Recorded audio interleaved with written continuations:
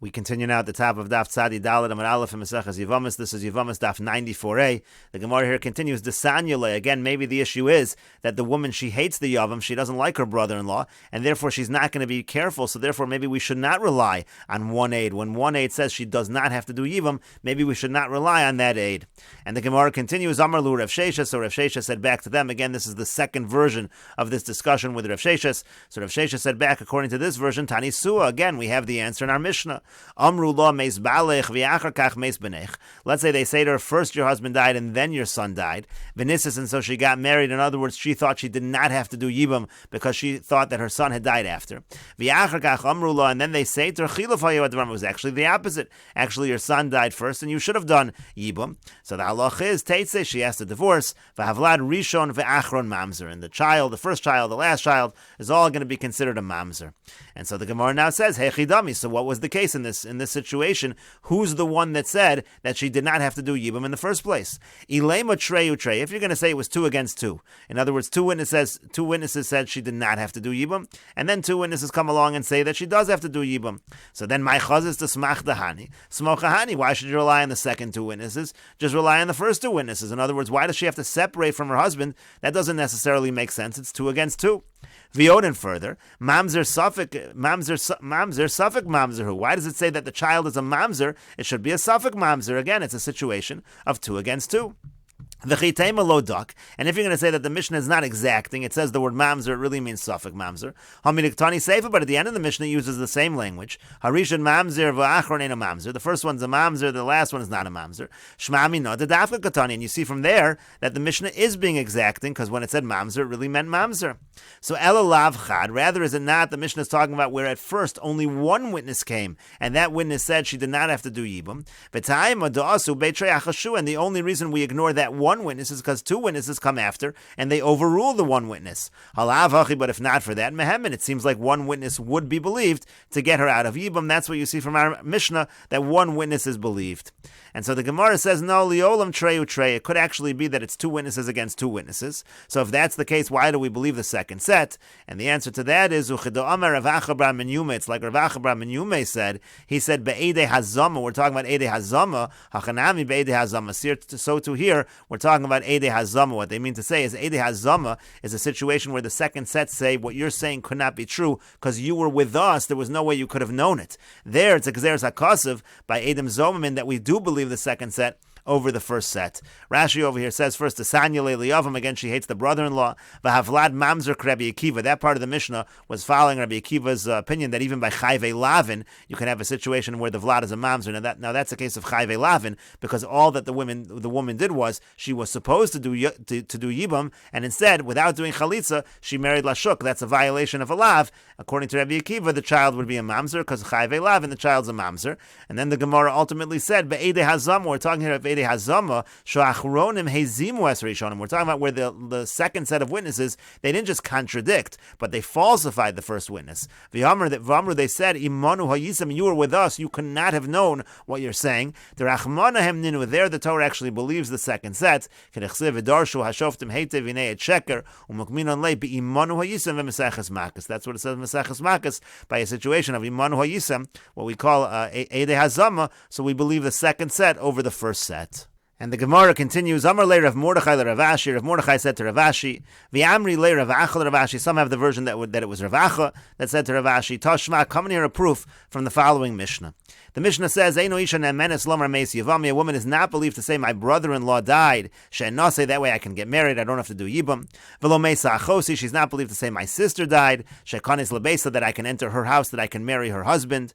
And so over here it's talking about exactly our case of whether or not the person is believed in order to get out of Yibam.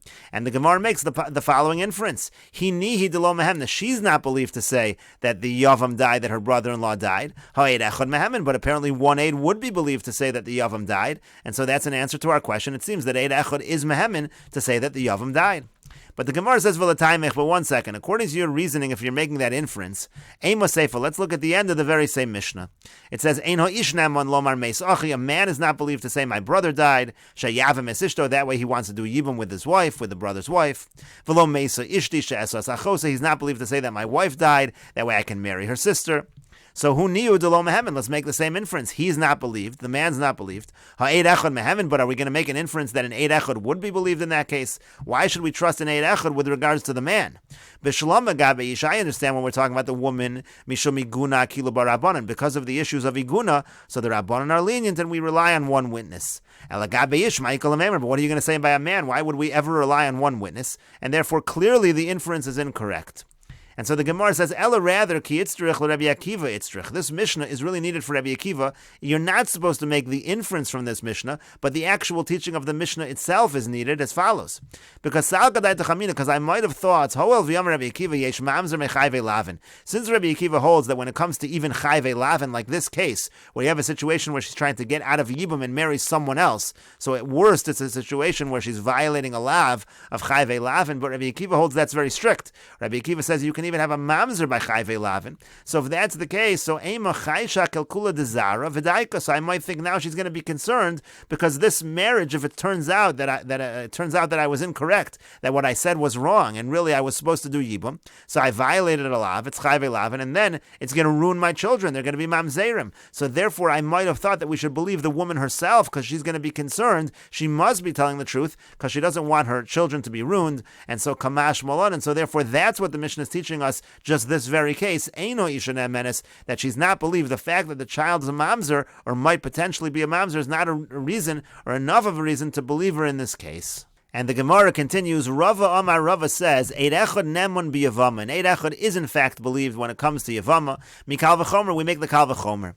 L'isser kares hitarta. If we allow an Eid echad to be believed in a situation of kares, in other words, we trust an Eid echad when he says the husband dies in order to allow her to marry someone else. And there, if it turns out the husband's alive, it's going to be a situation of adultery of kares, and we're believing the Eid echad. So l'isser lav lo kol shekain. So certainly we should believe the Eid echad when it's just an isser lav. In other words, if the Eid echad is just testifying to get her out of Yibum, and now she's going to marry Lashuk, so in that case it's just a violation of a lav. She's marrying without doing the chalitza, so there certainly we would believe Eid echad. So Amar le'ahume Rabbanan l'Rava. So one of the Rabbanan said to Rava, Hi atzma tochiach. I can prove that logic wrong from she herself. Why? Le'isr kares hitarta, le'isr lav lo hitarta. Because when it comes to her herself, forget the Eid echad. When it comes to relying on her, we should make the same logic. We should say, well, if you believe her for isr kares, you should believe for isr lav. But that's not true. We believe a woman when she says her husband died in terms of allowing her to marry someone else. That we allow, that's isr kares. But like we just said above, we do not believe a woman when she testifies to get herself out of Yibum. And so therefore, you see, even though that's an Isser Lav, you don't make that Kal V'chomer. V'yala'i my time alo mehemna. So rather, what's the logic? Why is it that she is not believed? The Kevon, the Zimnin, the Sanyale, because sometimes she hates the Yavam. So therefore, lo daiko mitzvah. So therefore, she's not so careful. So therefore, when she's saying something to get out of Yibum, we actually don't trust her. We don't believe her in that case, even though it's just an Isser Lav. So Eid Echad by an Eid Echad as well. The Kevon, the Zimnin, the Sanyale, sometimes again, she hates the Yavam. So lo daiko mitzvah, she's not going to be so careful, and therefore we might not rely on an Eid Echad in that situation. And the Gemara continues at the two dots. The Mishnah said, Zem midrash doresh Rabbi Elazar ben Masya v'chulu. He made the following drasha. Rabbi Elazar ben Masya said that the pasuk says v'isha grusha me'isha, and therefore we learn out she has to be divorced from her husband to not be allowed to a Kohen. But let's say somebody who's not her husband gives her a get, so then she's still going to be permitted to a Kohen. And the Gemara says, Amar Rav Yudah Amar Rav. Rav Yudah says in the name of Rav, Havalei Rabbi Elazar lemidrash be marganisa. Rabbi Elazar should have darshaned a pearl. When it came to this pasuk, he could have made a much better drasha. V'darash be chaspa. Instead, he gives us a drasha that's just a shard. My marganisa, what's the pearl? What's the better drasha you could have gotten out of this pasuk? The Tanya, as we learned in a brayso, v'isha grusha meisha. It says the woman is divorced from her husband. Afilu lo nisgarsha ela meisha. Even if she's only divorced from her husband, Rashi will explain that. Psula lekuna. That's enough to passel her from kuna. You might think that's not a real full divorce. It's not enough to disqualify her, but it is. She's Gurusha Meisha. That alone is enough. V'hainu reach haget, the posel bakuna. That's what we call the reach haget. It has the smell of a get. That's enough to disqualify her from the kahuna. Rashi over here explains, Lo nisgarsha ela meisha. How do you have a woman who's only divorced from her husband? Could go in shakasav lo get. He writes her a get. V'yamar la hareya megureshes mimeni. He says, you're divorced from me. V'i'at muteres l'chol adam. But you're not permitted to anybody else. Shalom nisgarsha zu lagarmi. It's not like a full gerushin. Ela meisha nifrida. In other words, other words, she's just separated from her husband, but she's not permitted to anybody else. So that's a situation where it's only grusha meisha. That's not like a real normal divorce, so to speak. Yet that is enough, as long as it's afilu lo nisgarsha ela meisha. Even if it's only from her husband, that's enough to disqualify her from the kahuna. And the Gemara continues with the Mishnah, Misha holcha ishto lemedinas hayam. Let's say somebody's wife, his wife goes on a trip to Medinas Hayam, ba'u v'amru lo, they come and they say to him, Mesa ishtacha, your wife has died. V'nasas achosa, so he marries her sister. V'yachrakach bas ishto, and then his wife comes back. So muteres lachzor, so then she's allowed to return to him. Rashi over here says, muteres lachzor lo, the kiddushay shniya einan klum, because the kiddushin with the second woman, with the sister, is nothing. V'arei kiznus is just considered like znus. V'yamar v'gemara osa shechivasa osarta ve'in shechivas achosa osarta, laying with the sister, meaning a znus type of situation where the sister is not going to answer her, that's not going to forbid her, and we'll continue with this discussion in the next video on Daf Tzadi Dalid Amud Beis.